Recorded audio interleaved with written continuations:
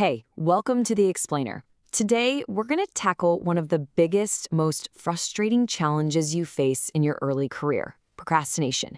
We're breaking down 3 super powerful, totally actionable keys to help you cut through that feeling of being stuck, build some serious momentum, and really start to thrive. So, if you're in your early 20s, you're in this really unique spot, right? You've got the degree, you landed the job, and now the real game begins. It's an exciting time for sure, but it also comes with a whole new set of challenges that, let's be honest, nobody really prepares you for. And that's really the heart of it, isn't it? There's this constant pressure to perform, to prove yourself, to make an impact. But sometimes the absolute hardest part is just starting. You know you have a list of things to do, but you just feel paralyzed. It's this silent struggle that so many of us go through. So today, let's drag it out into the light and tackle it head on. All right, let's dive right in with our very first tool. This is a brilliantly simple trick, and it's designed to physically override your brain's own resistance and literally launch you into action. Okay, so first things first, you gotta understand that procrastination isn't just you being lazy. It's actually biological. See, deep inside your brain, you have this thing called the amygdala, and it acts like an emergency brake. Its main job is to keep you safe and save energy. So when you face a task that's new or difficult, it slams on the brakes by feeding you all those classic excuses. Oh, I'll do it later. I'm just too tired right now. You know what? I really need to check my emails first. Sound familiar? Yeah, I thought so. So how do you hijack that system? Well, this slide right here shows you the answer. It's the 5-second rule, made famous by Mel Robbins. The moment, and I mean the instant, you feel yourself hesitating on something, whether it's getting out of bed, opening that blank report, or just heading to the gym, you start counting down, out loud or in your head. 5, 4, 3, 2, 1, go. The second you hit 1, you have to physically move. Stand up, pick up the pen, put on your shoes, whatever it is. That countdown actually interrupts the brain's loop of excuses, and it forces you to switch into action mode before your brain has a chance to talk you out of it. It's a total game changer. Okay, so you've launched into a single action. Great. But how do you turn that into unstoppable momentum? Because one good day is awesome, but consistency, that's where the real magic happens. So let's move to our second key.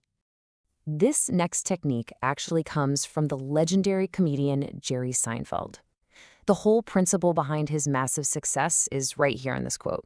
It's all about the daily grind.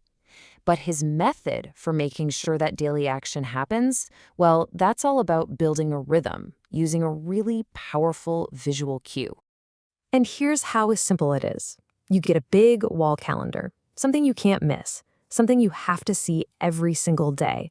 And for each day that you do your one important thing, whether it's writing for an hour, making 5 sales calls, or coding one feature, you get to draw a big, satisfying red X over that day. That's it. Now, after a couple of days, you'll have a chain. It might be a small one at first, just 2 or 3 little X's in a row, but it's a start. It's a real visual record of your effort. It's proof that you're putting in the work. And this is where the psychology really kicks in. After a week or a month, that chain becomes this beautiful, unbroken line of victories. And your only job now becomes incredibly simple. Don't break the chain. On those days when you feel totally unmotivated, you'll look at that calendar, you'll see that chain, and the desire to not break it will be that little extra push you need to just get it done. All right, for our third and final key, let's talk about confidence. And this one is especially for those of us who aren't necessarily the loudest person in the room. This is a powerful mindset shift that can turn what you might see as a weakness into your absolute greatest strength. Our society tends to glorify the extrovert, right? The charismatic speaker, the person who's the center of attention. But here's the science. An introvert's brain actually shows really high activity in the frontal lobe, and that's the part responsible for deep thinking, for planning, and for focus. So your quietness isn't a lack of something. It's a sign that your brain is busy processing, observing, and strategizing. That's a superpower.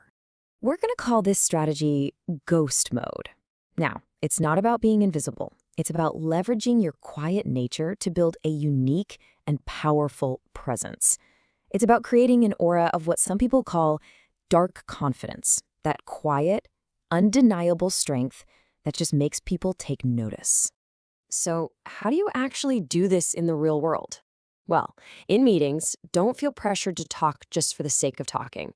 Instead, make it your mission to be the best listener in the room. Just absorb everything. Then, when you do speak, make it count. Deliver one concise, insightful point. Trust me, people lean in when the quiet person finally speaks. Maintain firm eye contact, and hey, if that makes you nervous, here's a little pro tip. Just look at the spot right between their eyebrows. They will never know the difference. Embrace that quiet mystery. It projects intelligence, and it makes you incredibly compelling. So there you have it. 3 powerful keys that aren't just random tips. They actually work together to create a complete action toolkit. These are systems designed to tackle the core challenges you're facing right now in your early career. Let's just put it all together one last time.